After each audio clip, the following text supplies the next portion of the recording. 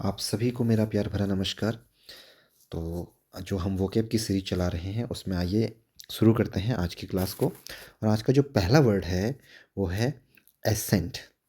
Accent का मतलब होता है ऊपर चढ़ना या आरोहण करना, जिसको हम इंग्लिश में जनरली कहते हैं क्लाइम।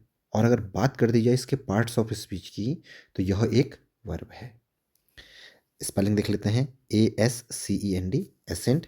पार्ट्स ऑफ स्पीच की बात की जाए तो यह एक वर्ब है जिसका मतलब होता है बच्चों ऊपर चढ़ना या आरोहण करना। इंग्लिश में जनरली हम इसको कहते हैं क्लाइंब। सिनोनिम्स पे चलते हैं तो इसके सिनोनिम हो जाएंगे राइज या माउंट। एंटोनिम्स की बात कर लेते हैं तो उसका एंटोनिम हो जाएगा आपका डिसेंट। आइए एक एग्जाम्पल के माध्यम से इसको समझने की कोशिश करते हैं। एग्जाम्पल है, the hikers begin to ascend the mountain early. यानी कि पहाड़ चढ़ने वाले सुबह ही पर्वत पर चढ़ना शुरू कर दिए। ठीक है, तो ये वर्ड है हमारा एसेंट। और आगे चलते हैं और नेक्स्ट वर्ड की बात हम करते हैं। नेक्स्ट जो वर्ड है वो है ब्रिस्क। ब्रिस्क की अगर बात करें तो यह एक एडजेक्टिव है। स्पेलिंग देख लेते हैं, BRISK, ब्रिस्क।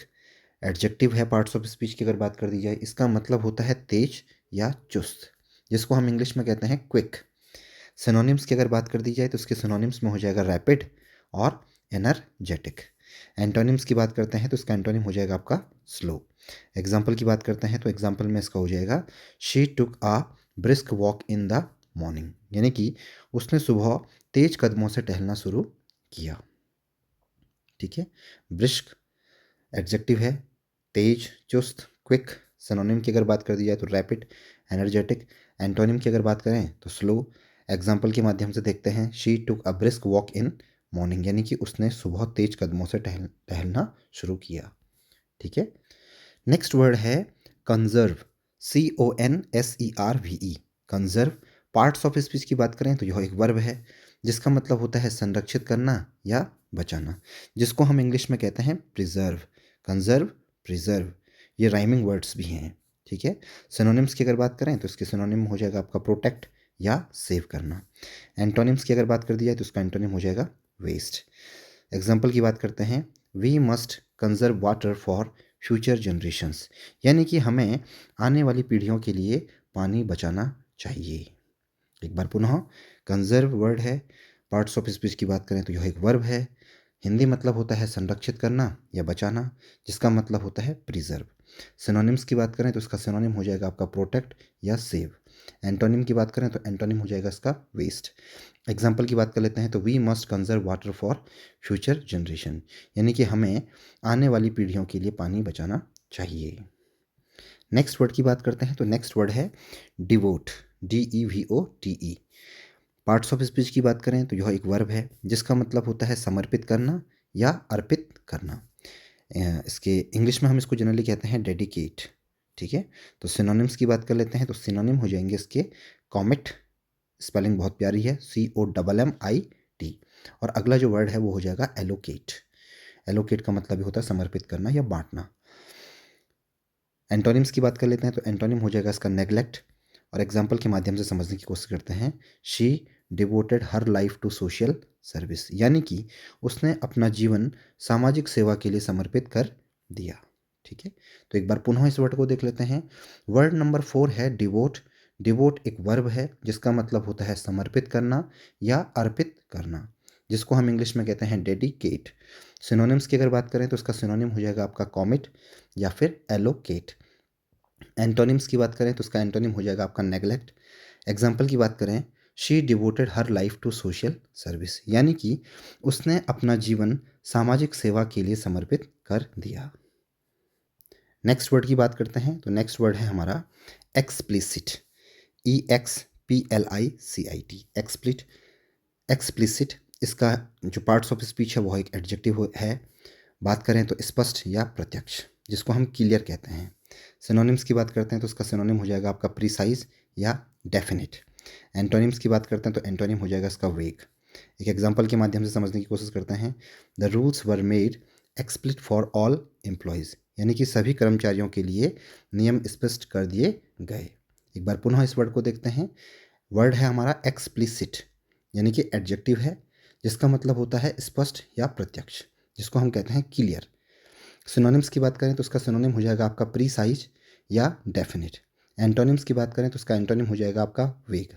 एग्जाम्पल की बात करते हैं, the rules were made explicit for all employees, यानी कि सभी कर्मचारियों के लिए नियम स्पष्ट कर दिए गए। नेक्स्ट वर्ड की बात करते हैं, नेक्स्ट वर्ड है फॉरबिड। फॉरबिड की अगर बात कर दी जाए तो यह एक वर्ब है जिसका मतलब होता है मना करना या प्रतिबंधित करना, जिसको हम इंग्लिश में कहते हैं प्रोहिबिट। सिनोनिम्स की बात करें तो इसका सिनोनिम हो जाएगा बैन या रेस्ट्रिक्ट। एंटोनिम की बात करते हैं तो एंटोनिम हो जाएगा इसका अलाउ। एग्जाम्पल की बात करते हैं, smoking is strictly forbidden inside the building, यानी कि भवन के अंदर धूम्रपान सख्त रूप से प्रतिबंधित है। एक बार पुनः वर्ड को देख लेते हैं। वर्ड है फॉरबिड, यह एक वर्ब है जिसका मतलब होता है मना करना या प्रतिबंधित करना। इंग्लिश में इसको जनरली हम कहते हैं प्रोहिबिट। सिनोनिम्स की बात कर दी जाए तो यह इसका सिनोनिम हो जाएगा बैन या रेस्ट्रिक्ट। एंटोनिम की अगर बात करें तो इसका एंटोनिम हो जाएगा अलाउ।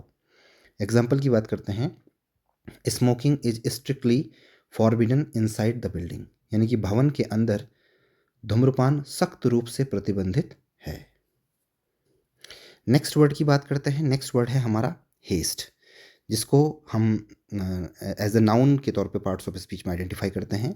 इसका मतलब होता है जल्दी या उतावली, जिसको हम कहते हैं इंग्लिश में जनरली हरी। सिनोनिम्स की अगर बात करें तो इसका सिनोनिम हो जाएगा रश या अर्जेंसी।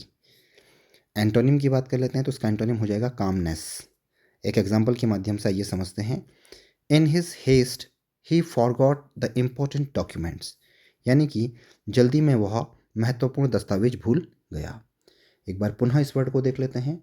वर्ड है हमारा हेस्ट, पार्ट्स ऑफ स्पीच है नाउन, इसका मतलब होता है जल्दी या उतावली, जिसको हम इंग्लिश में जनरली कहते हैं हरी। सिनोनिम्स की बात कर दी जाए तो इसका सिनोनिम हो जाएगा रश, अर्जेंसी। एंटोनिम्स की बात कर लेते हैं तो एंटोनिम इसके हो जाएंगे आपके कामनेस। एग्जाम्पल की बात कर लेते हैं, in his haste he forgot the important documents, यानी कि जल्दी में वह महत्वपूर्ण दस्तावेज भूल गया।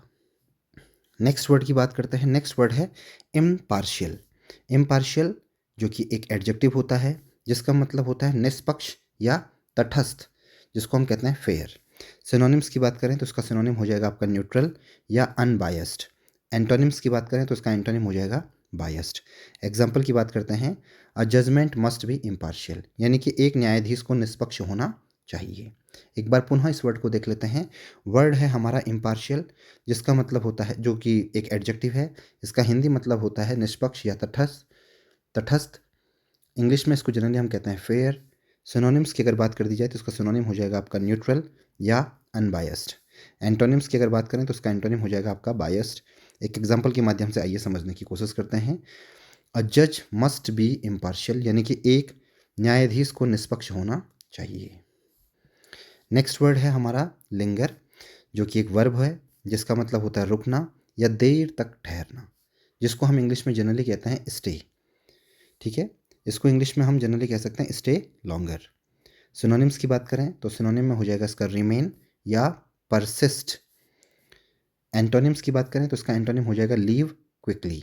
एक एग्जाम्पल के माध्यम से आइए समझते हैं, the pleasant smell lingered in the room, यानी कि कमरे में सुगंध देर तक बनी रही। एक बार पुनः इस वर्ड को समझने की कोशिश करते हैं।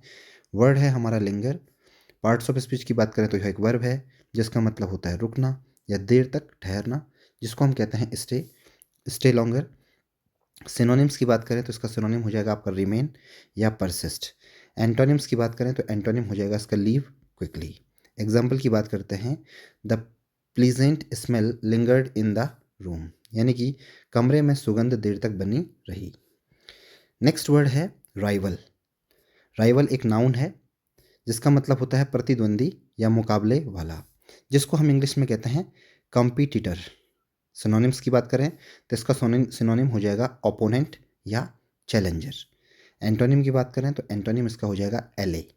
ठीक है, एग्जाम्पल के माध्यम से समझते हैं, they defeated their strongest rival in the finals, यानी कि उन्होंने फाइनल में अपने सबसे मजबूत प्रतिद्वंदी को हराया।